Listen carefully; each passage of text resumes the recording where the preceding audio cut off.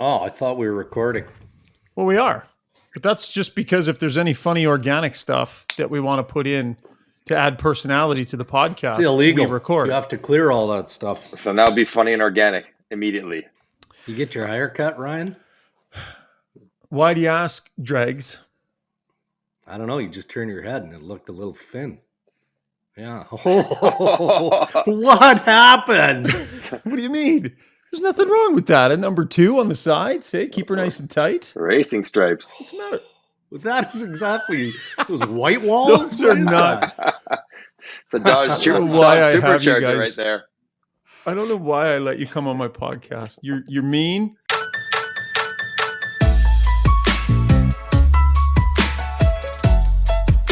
Make it 4 games in a row for Bruce Boudreau and the Vancouver Canucks, letting leads slip away. The temperature is going up big time for the Vancouver Canucks. Welcome, folks, to Got Your Back. Today on the show, no Pierre LeBrun. He's having a travel day back from the Board of Governor meetings, but we've still got a star-studded cast. Mike Johnson and Darren Dreger will be checking in. We'll debrief the Board of Governor meetings in New York City.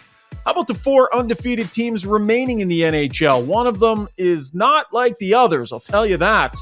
And eating chicken wings with a fork, next level brilliant, or simply not okay? We will explore in our world-famous red card, yellow card, no card segment.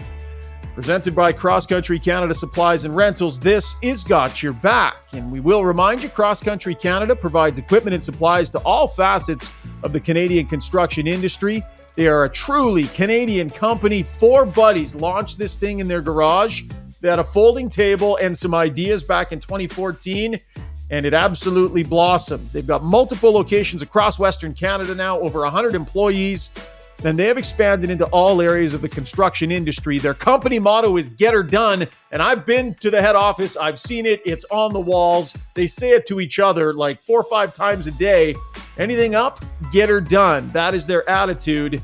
And Cross Country Canada Supplies and Rentals, a truly Canadian company, and we're thrilled to have them on board as our title sponsor here on Got Your Back NHL Edition. All right, as we welcome in Darren Dreger and making his Got Your Back debut, MJ, Mystic, Mike Johnson. Johnny, how big an honor is this for you, pal? I tell you what, on the career achievement list, this is not on it at all. So I am the fact that it's early in the morning, I woke up and like marginally got dressed. I've made a big commitment for this.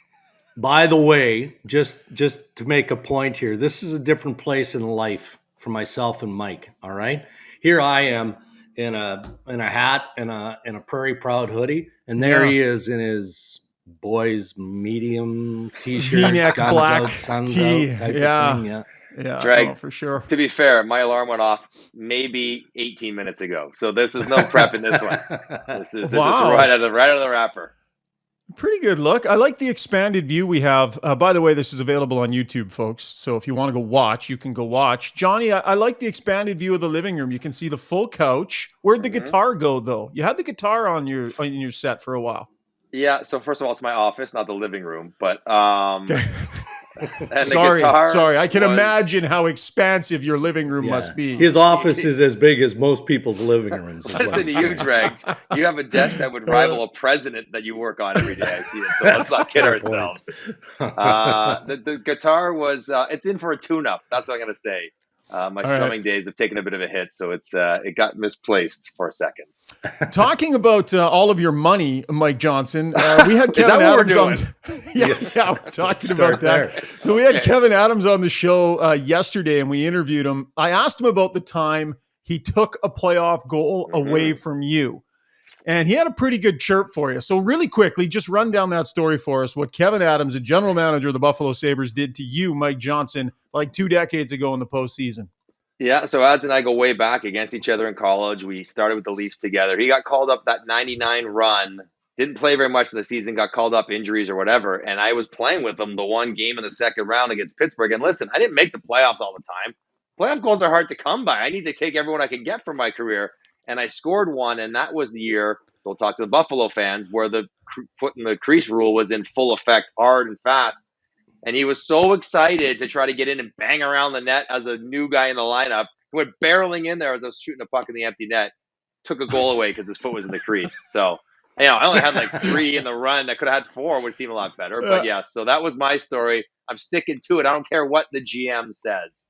Okay, so I love the disdain that you tell that story with, because you're clearly still pissed over it, which I made very clear to Kevin that Johnny is still sour, and here's what the GM had to say. Just so you know, he's still a little sour at you. Yeah, well, tell him he must have hurt his contract negotiations or something for him to be still sour this many years later. Did it hurt your contract negotiations, Johnny? One more playoff goal, you never know. Listen, I'm not sure. I got traded the next year, so maybe it hurt my career in Toronto. For but sure. I'm glad my reputation precedes me even all the way up to the GM offices. But I don't think my contract was up at that point, so that wouldn't have been it. It was just the pride to want to score in a big moment, or just irritated. The reason why I'm irritated, because there's no need to go in there.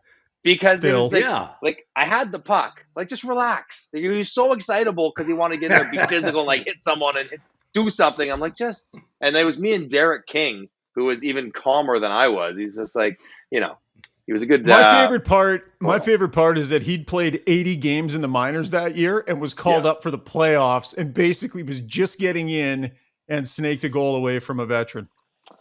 Yeah. Although I think we might be the same age. He was a year ahead of me in college, he was really good in college when he was at Miami of Ohio. So I always when he came up to the team, I'm like, "Hey, welcome to the NHL, Kevin. Yeah, all right, come on in." Oh, nice. Even though you're a first rounder and I was not totals. drafted. Yeah, don't mess with my goal totals. We'll be good. Yeah.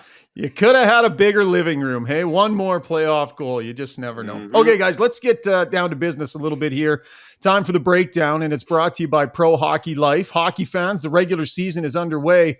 No better time to get yourself outfitted with your favorite sweater or jersey, whether it's your favorite player's name and number, or I guess if you want to throw your own name on there, why not? Pro Hockey Life has a great selection of team apparel. And it doesn't end at jerseys. They got a wide range of hats, t-shirts, souvenirs, everything you need for yourself or the huge hockey fan in your life. They've got 16 locations across the country. Pro Hockey Life, like you, like us, is obsessed with the game. Dregs, let's get the business out of the way, because the Board of Governors did meet yesterday in New York.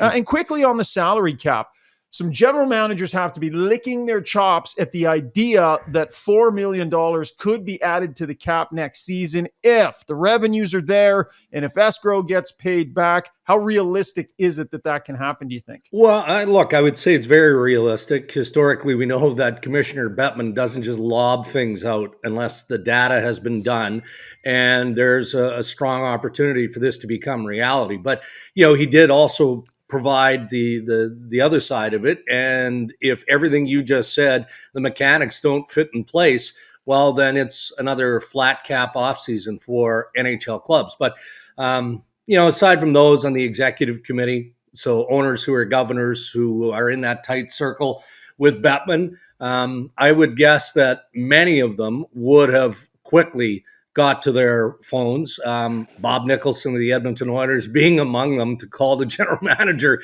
to say, hey, Commissioner Bettman just acknowledged that the cap might be going up as much as $4 million next year. And, I think that speaks to a lot of things. Number one, it speaks to the revenue health of the National Hockey League coming back online. And as much as it's good for teams like, Toronto, Edmonton, obviously all of the teams that are right up against the cap, dollars away from the cap, it's good for the players, right? The players have taken it between the eyes for a long period of time here. So any player who's a pending unrestricted free agent is going to be able to maybe grab a bigger piece in this offseason. Well, even more than that, Dregs, is that, like you mentioned the players, more money in the system. That's great. More money to sign players, move around. But also like escrow perhaps just being a more controlled number and maybe not the same big number. I know it was kind of artificially lowered, but if they could pay it off and know that, it's just going to be a more natural number on the 50-50 split, would be far more comfortable if you can keep that escrow, in the single digits than have it grow to what it could have potentially been. So that's good news for everyone. Although I'll say this, if I'm planning a business, like I'd like we went from, guaranteed escrow and flat caps, and then now it's going to boost 4 million maybe next year and then 8 million. Like, it's hard to prepare and plan when, what you're dealing with, and it's all good news, but just, maybe you make a plan assuming a flat cap, and you're going to like lower your roster and create cap flexibility to take advantage of, and all of a sudden that's out the window. Yeah. Like it's tough to prepare in shifting sands. It's hard for both sides though, right, Johnny? It just is. Like, if you're Judd Moldaver, who represents Austin Matthews and Jeff Jackson in that group, you want a percentage, the maximum percentage, unless you're going to be a nice guy and leave money on the table. But in his case, he's earned it. They need to know what that percentage looks like going into an off-season negotiation. So the business side does matter for sure. Hang on. Do you think Austin's going max percentage? Not to say he doesn't deserve it, but one's pushed 20 before. Wouldn't that be your starting point? Wouldn't that be if you're the agent, wouldn't you say, all right, here's the max percentage, even though you know that the number that you're looking for is 15? Like whatever that is. Mm-hmm. I'd be surprised. Start at 19 and settle at around 15, in the 15 range. That's big money. Yeah, interesting. Well, Billy Guerin and the Minnesota Wild were all smiles after that news yesterday, because nobody feeling the pressure quite like they are. We'll see where that one goes. The other bit of news that came out of there, talk about Russia and the World Cup in 2024. Guys, this one kind of blows my mind. I can't imagine a scenario where the National Hockey League could be considering a Team Russia at a world event like the World Cup. Imagine if the invasion is still happening, and it may well be, Russia standing on the blue line and celebrating as a nation in any way, shape, or form. Call it the ROC, call it whatever you want. It's still Russia, and we all know it. How is this not an obvious one and really simple for the NHL? Yeah, well, I think it is simple in the moment. But I think the National Hockey League, maybe the IIHF, who will likely partner in all of this, of course, are waiting to see what happens next. And that's not just based on current events and the ongoing war between Ukraine and Russia. What are some of the other world sport governing bodies going to do? You've got the Summer Olympics, not that far down the path. If the Summer Olympics allow Russia back in some form, then maybe that opens the door a little bit for the NHL and the IIHF to say, all right, well, it's starting to happen, so maybe we need to be a little bit more lenient. But based on where we're at today, I just don't see it. I don't think it happens. That's a tough one to digest. And for some of the players that are over in the NHL who might play in this tournament, maybe some of them are, it's not their fault. It's hard to hold them accountable for what's happening over in Russia because they're not part of that or whatever. But you don't want to be first. You don't even want to be in the middle of that pack of starting that reintegration into international sporting events. So it's tough because that's part of what would make the event a marquee event. But I mean, I can't see it, Shuggy. The NHL, the San Jose Sharks, the Nashville Predators planted a bit of a stake in the ground in taking their players over to Europe and saying that if we don't all go, then none of us go. That's different. They're competing for their club teams. International events are all about national pride, and the world has already made a big statement about, when things like this happen, that national pride does not get the opportunity to be put on display. We'll see what happens with that. Okay, let's get to the National Hockey League. An interesting night last night. It's been an interesting few nights here for the Vancouver Canucks.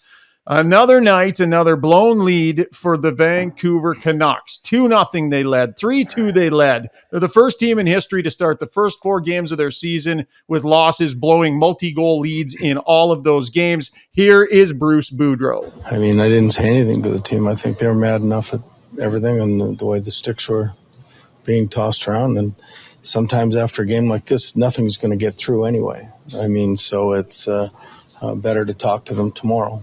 Dregs, a couple podcasts ago, we identified Bruce Boudreau as one of those guys that'll be on the hot seat in the early going of the season here. What's real in Vancouver with this start as it pertains to Bruce Boudreau? Well, things have to change, and I think management is hoping that it changes internally, that whatever this group is lacking, and clearly it's a lot of things, including finish and an inability to protect leads, that it's magically going to come together. Whether that happens through practice, I mean, they've already had a closed-door players-only meeting, and that didn't seem to manifest any results. So if this continues to linger, it's pretty obvious that they're going to have to consider the coach and potential change. But if they go down that path, they've got some experience on that bench flanking Bruce Boudreau. So do they take the inexpensive approach and promote within if they want to do something as drastic as letting their head coach go less than 10 games into the regular season? Feels like a stretch to me. But the reason that I'm watching, and not just Vancouver, go down the list of the teams that are struggling and you'll wonder about the coach. And there's at least 3 or 4 of them. The reason we're even having the conversation is because you've got Barry Trotz sitting out there, reportedly wanting to come back into the NHL. He's recharged, ready to fly.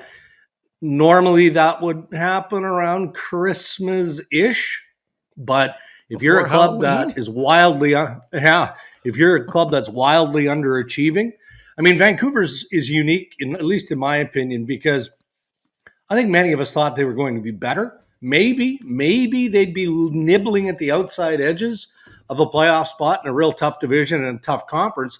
But these points that they're just blowing out the door early in the regular season, they're just not going to get back. So that might encourage some sort of urgency.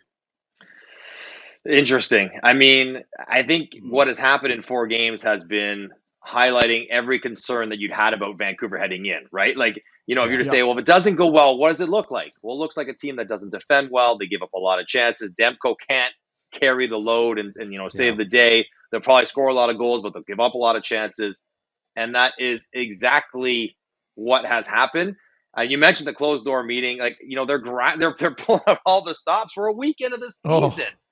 Like, I can't believe how miserable and negative it would feel, not because it's Vancouver, just for those athletes trying to go through this right now. They're not good enough to give up 6, 7, 8, 9 points and think they're going to be around the playoffs. It was going to have to go pretty smoothly for them to get there to begin with. It's just, I can't remember, Dregs. Like, I guess Denny Savard, I think, was replaced after like 2 or 3 games one year in Chicago for Joel Quenneville. But no one gets replaced this early, and yet here we are a weekend, and it's Lindy Ruff is feeling the heat, and it's Sheldon Keefe is feeling the heat, and it's Bruce Boudreau feeling the heat. It's amazing that the expectations are high, and I think that's maybe the disconnect in Vancouver.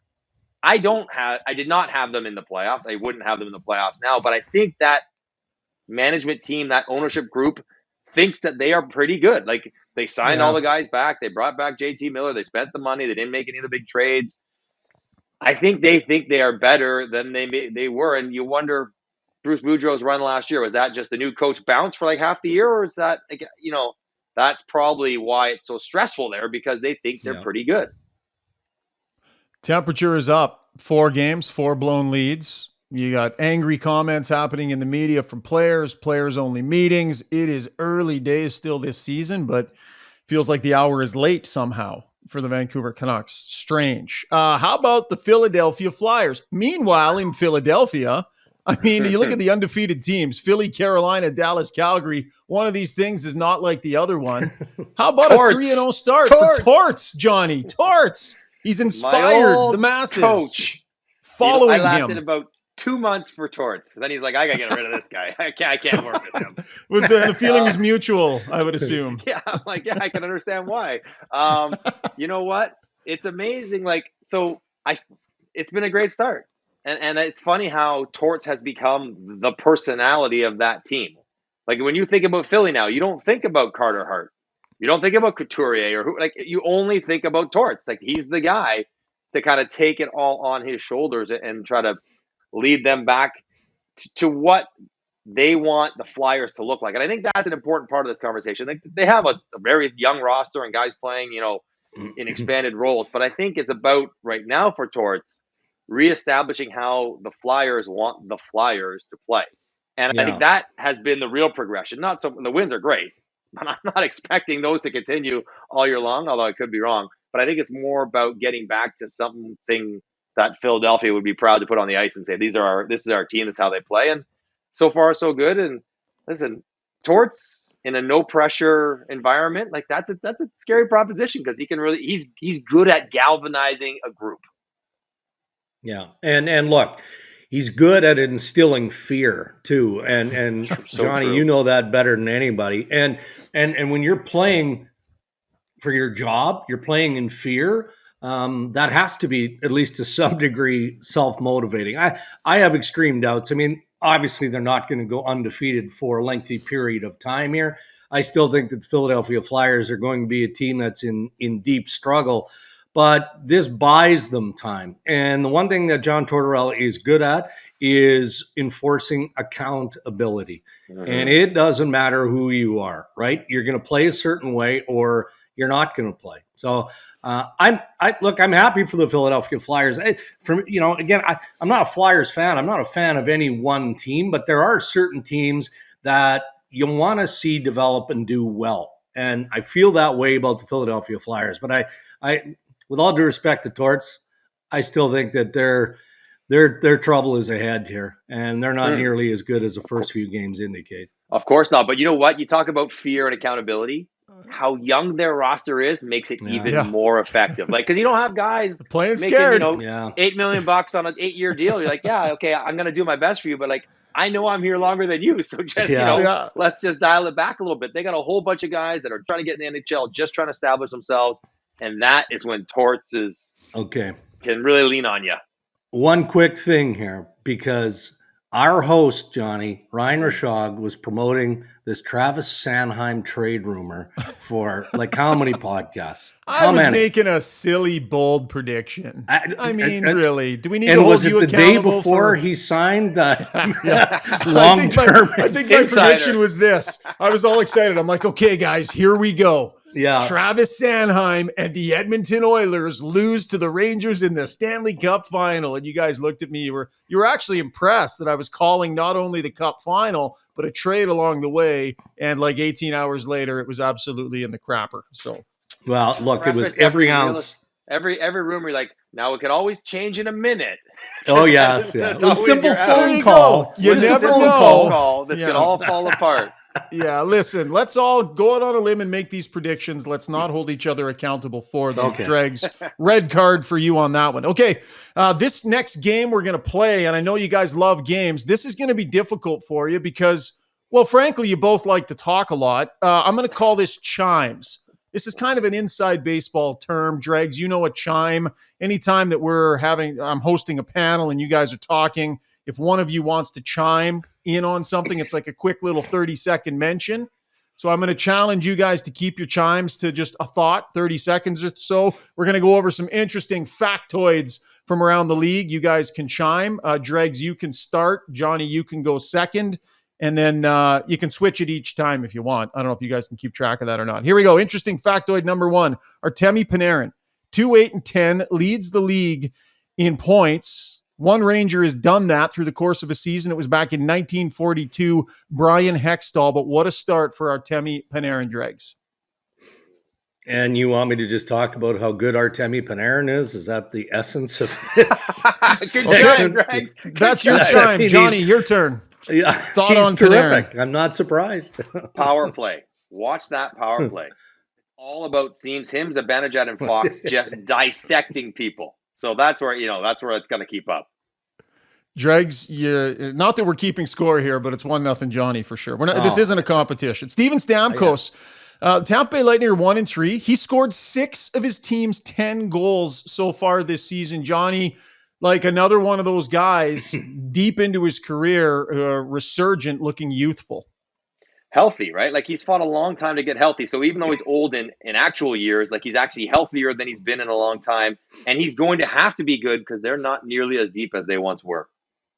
Yeah, I mean, health is the number one factor. You know, the skill set has been there basically from the moment he stepped into the National Hockey League. And the fact that, you know, he had the appetite for success and had it somewhat taken away in the first Stanley Cup run of the Tampa Bay Lightning, and then was a big contributor in the back-to-back.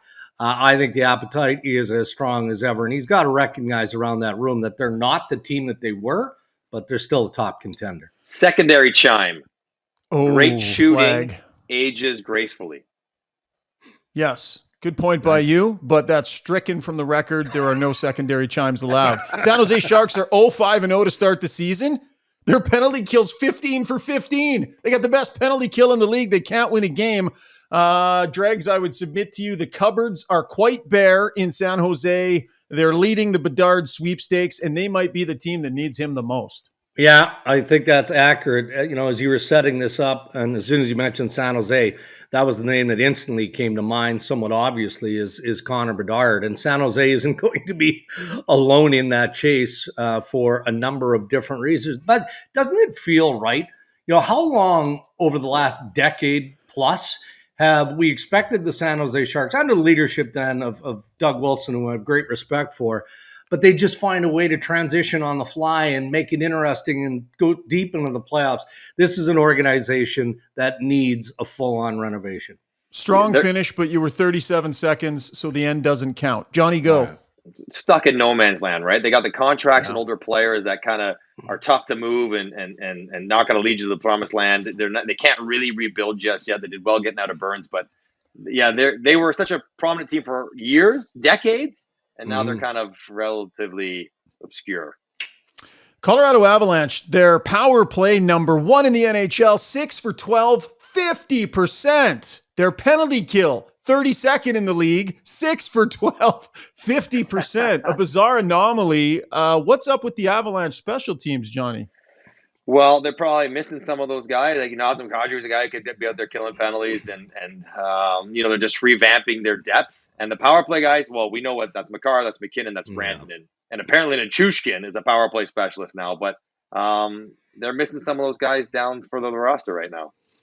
Yeah, for me, it's defense. Makar is the jewel of that crown, but the depth that they have defensively is the best in the National Hockey League. And there was so much concern over, of course, this team wants to try and successfully defend. How can they do it with that goaltending?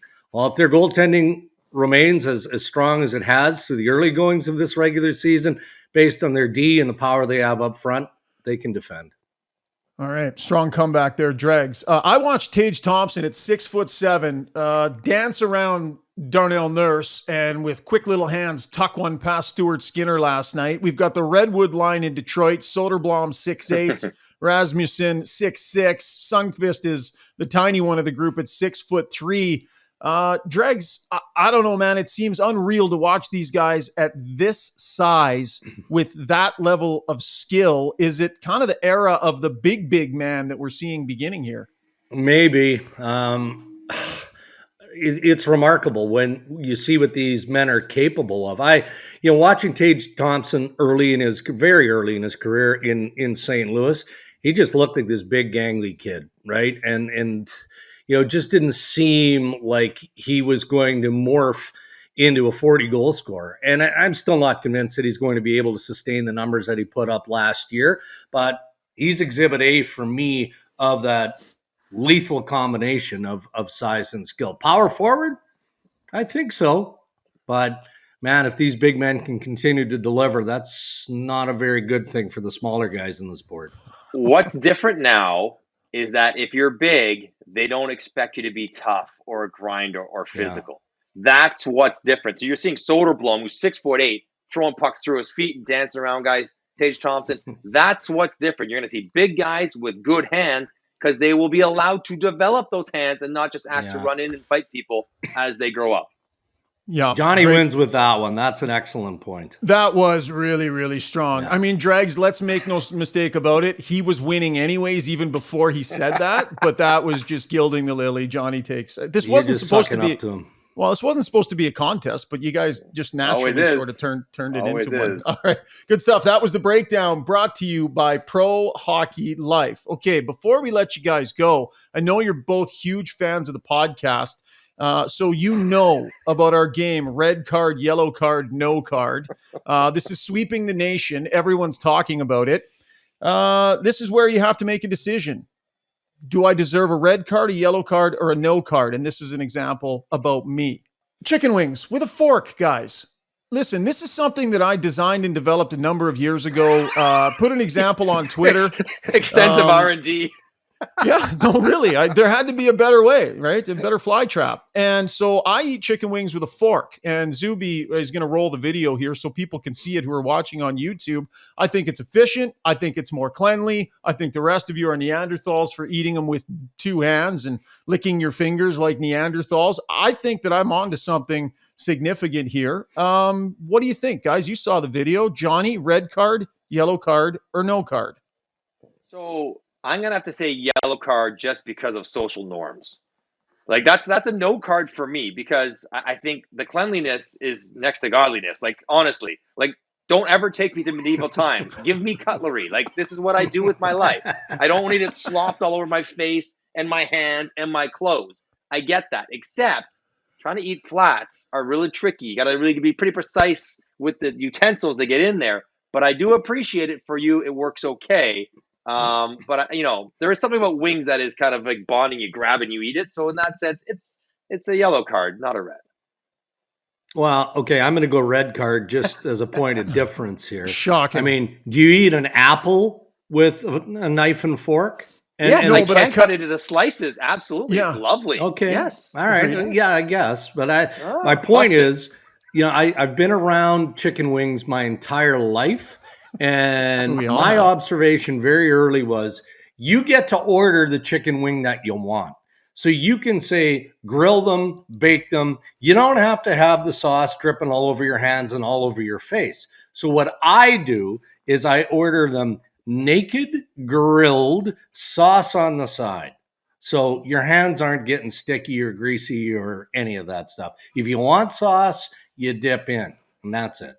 But you're still fundamentally eating with your hands. And I think anytime you can avoid that and don't have to do that. How do you eat a hamburger? How do you eat an apple? How do you eat anything? You eat a lot with your hands. I do cut a hamburger in half and then eat the 2 halves. Like, do you cut your grapes in half? No, you don't have to because you can pop those in your mouth. But the first with bite your of a hand hamburger, or how are you doing that? Chopsticks. Okay. I put this video out on Twitter, and as always, our loyal and wonderful listeners in the tens of thousands were responding. Someone said here, this is Kevin K-Dub says, without that cheery music in the video, I would have thought this is a scene from Hannibal. That's not fair, Kevin. No card. I do it too, from Nick Fournier. Red card all day long, says Doug. Lots of memes here. I got a Letterkenny meme with Jared Kiso pulling out a red card. Sweet baby Jesus, says Neil. Where are you hiding the bodies? I don't. There's a lot of referrals to me being a serial killer of some sort because you are particular. Apparently, it is very surgical and clinical. Yeah. Why wouldn't you just make boneless wings at this point? That's fair. You know enough. what? I got to tell you, I know boneless wings are basically glorified nuggets. They're awful. That's not natural. But for practicality and cleanliness, I'm not going to lie to you. If they're cooked well and not too deep fried, they taste just as good. The bringer of snow says red card for multiple reasons. It's wings, not fine dining. What's up with the dainty dipping? Those are the driest looking wings. Those would be returned to the kitchen for new wings. Why a fork if there's no sauce? All right. People are overthinking this. It's just cleaner. This is why the aliens won't talk back, somebody said. I don't even know what that would mean. Okay. You're also the dad that wrapped your kids in plastic when they went out to play in the rain. I did not. Muddy. I did not. This is the world. I remember one of my daughters was 4 years old, and she was on her little push scooter thing. And she was out there with no helmet. I'm like, that's okay. I'm just walking beside her, walking the dog or something. And I had somebody in the neighborhood be like, hey, they can't be on that without a helmet. I'm like, says who? She's like, says me. I'm like, I'll worry about the health of my kid. Don't worry about it. Like, if they crack their head, it's my problem, not yours. But that's how it is. You get scolded. Child services coming around if you don't bubble wrap your kids right now. It's crazy. All right. Terry Ryan is the ultimate arbiter here on Got Your Back. And so I presented this idea to him, asking him red card, yellow card, no card. Here is the ultimate arbiter, Terry Ryan, Ted Hitchcock from Shoresy. As the ultimate arbiter, I say no card. In fact, maybe a bonus point. Yep. This actually seems pretty efficient and less messy. Yep. If I started judging people for how they ate, I'd be a hypocrite. Yep. I like to dip my bagels in my cereal, and I eat my Kraft dinner with a spoon. Oh. Final answer, no card. No card from the ultimate arbiter, Terry Ryan, Hang who on. completely discredited himself by saying he dips his bagel in cereal. No. That's the least of his issues. We're going to have another questionnaire about the fact that he eats craft dinner still at his age. Yeah. At no point should anyone What over... are you, 9? Nobody over 24 should ever eat craft dinner. That's not a thing that adults do. Well, so as Terry is talking, two things jump into my head. One, I can't believe that he actually eats with utensils, period. And two, it reminded me of our old pal John Garrett, who's quasi-religious. During Lent one year, he gave up utensils for whatever the period is that you observe Lent. Like he went and I think it was like a playoff run, eating every meal without utensils. It's not easy. I'm telling you, it's How do you awful. do that? Medieval times is one of the worst experiences of my life. Right. So It's the join worst. me. Join me in the civilized universe where at every opportunity we use utensils and do not eat with our hands like flippin' cavemen, especially when we're out in restaurants. TR agrees with me. I'm taking the win today and we're getting out of here. Guys, thanks for doing this. Lots of fun. We'll have you back soon. Dregs, you going to come back? Yeah, I'll come back, but only because Mike is a good friend. Okay. Sounds good. That's assuming I'll I'm give you coming all of the spots I had for, all the spots I had for James are now yours, Dregs. Perfect. All right. Lots more to come here on Got Your Back, folks. Stay with us. We want to tell you about a truly Canadian company. Cross Country Canada Supplies and Rentals provides equipment and supplies to all facets of the Canadian construction industry. But what sets them apart is their get-her-done attitude. It's a core value of their company. I've been to the offices. I've seen how they proudly display that on the wall at each branch. Every one of the staff members lives by the get-her-done formula to ensure they'll never let their customers down. They'll bend over backwards to get their clientele what they need when they need it. They don't make excuses. Cross Country Canada takes great pride in this attitude, and they truly believe that the success of their customer is their success. You can't get much more Canadian than that. All right, as we mentioned earlier, the NHL Board of Governors met in New York City on Tuesday, and one of the things that they put forward was their internal report on diversity and inclusion. This is the first time that the National Hockey League has done something like this. In our Straight to the Point segment, our good friend, NHL writer from The Athletic, Arpan Basu, will weigh in on what the National Hockey League presented to the Board of Governors on Tuesday. The NHL released its first ever diversity report on Tuesday, and that is a sentence I never thought I would say in my lifetime. So the NHL deserves some credit. They identified a problem, albeit only 2 years ago, but still they identified a problem, did the work to produce this study, and then release the study to the public. So kudos on that. But reading through the report, I did have a couple of thoughts, a couple of issues that came up. The first one is the word we, or us. You read that word throughout the report, and what that word means is that this is the NHL that did a study on itself, and it's now telling you about that study it did on itself, which takes away some of the credibility of the actual report. In an ideal world, you'd have a third party, an objective voice, an objective set of eyes, looking at the league, looking at its 32 clubs, and maybe doing a little bit more of the why or the how it is that, as the report states, the league is 84% white, or 62% male, or 93% heterosexual. It would just carry a little bit more weight. So that's one thing. The other thing was looking at the section on participation and noting how the NHL is funding all these programs to get the grassroots of the game more accessible, to remove financial barriers, and all that is fantastic. And no one would ever criticize them for that. But it struck me reading that there is this group right now made up of current and former NHL players called the Hockey Diversity Alliance, who's trying to do those exact same things, trying to make the grassroots more accessible, trying to take down financial barriers. They have the same goals as the NHL, yet the NHL, for some reason, does not want to work with this group. Why is that? Isn't that strange? Wouldn't you think that the NHL would jump at the opportunity to work with these guys, especially since there are current players involved? And then it got me thinking, could it be the exact same reason why They did not want a third party to produce this report. They did not want an external set of eyes looking at itself, looking at the league, looking at its clubs, and that being that the NHL is a complete control freak league when it comes to messaging. As someone who worked there for 6 years, I can assure you that is the case. Anytime any messaging has to happen, this is something that is very sensitive at the NHL level, and it is extremely micromanaged and completely controlled.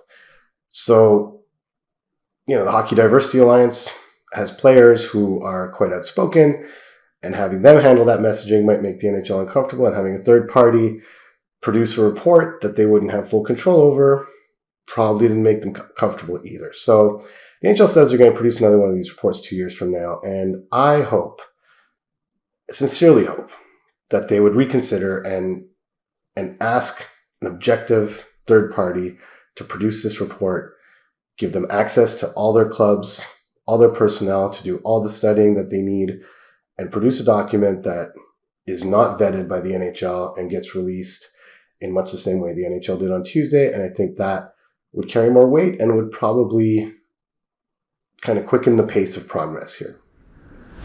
All right, that was straight to the point with our friend Arpon Basu from The Athletic. That's going to wrap up the podcast, folks. Many thanks to our contributors today, Dregs, Johnson, Arpon.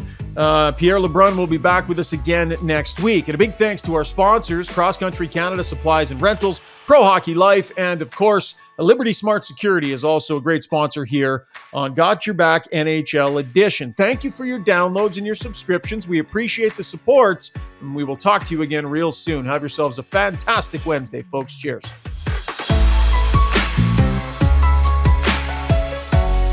Thanks, Johnny. It was a little long today, but I appreciate it. Thank you. How dare you go 38 minutes when I'm only supposed to do 30? I know. That's invoiceable. It's in your contract. That's invoiceable. Johnny Dollars. All right, buddy.